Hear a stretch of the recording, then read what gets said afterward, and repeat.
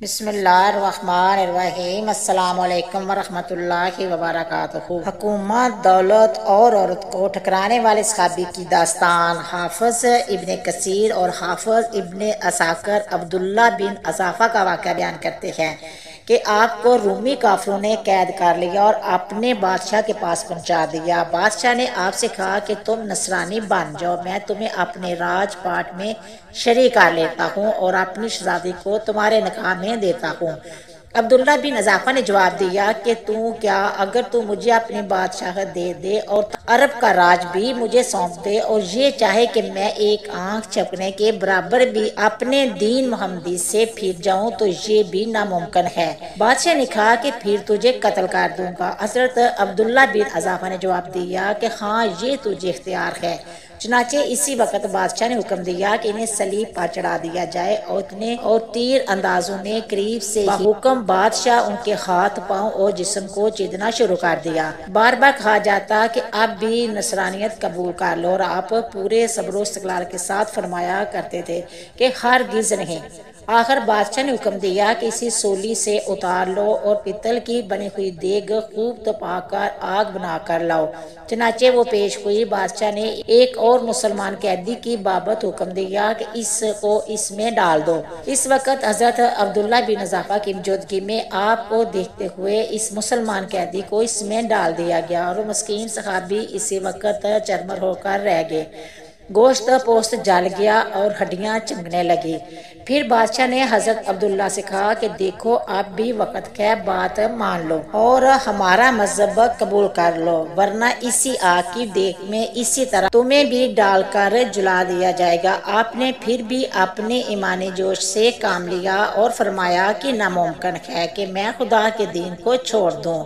اسی وقت بادشاہ نے حکم دیا کہ چرخی پر چڑھا کر اس میں ڈال دو۔ جب یہ اس آگ کی دیگ میں ڈالے جانے کے لیے چرخی پر اٹھائے گئے تو بادشاہ نے دیکھا کہ ان کی آنکھوں میں سے آنسو نکل رہے ہیں۔ اسی وقت اس نے حکم دیا کہ رک جائیں اور انہیں اپنے پاس بلایا، اس لیے کہ اب اس سے امید باندھی تھی کہ شاید اس عذاب کو دیکھ کر اس کے خیالات بدل گئے ہوں، میری مان لے گا اور میرے مذہب کو قبول کر کے میرا دمادی میں سے آ کر میری سلطنت کا ساتھی بن جائے گا۔ لیکن بادشاہ کی یہ تمنا بے سود نکلی۔ حضرت عبداللہ نے فرمایا کہ میں صرف اس وجہ سے رویا تھا کہ آج ایک ہی جان ہے جسے رائے خدا میں اس عذاب کے ساتھ قربان کر رہا ہوں۔ کاش میری روئے روئے میں ایک ایک جان ہوتی تو آج سب جانیں رائے خدا میں اسی طرح ایک ایک کر کے فدا کر دیتا۔ بعض روایت میں ہے کہ آپ کو قید خانہ میں رکھا گیا اور کھانا پینا بند کر دیا گیا۔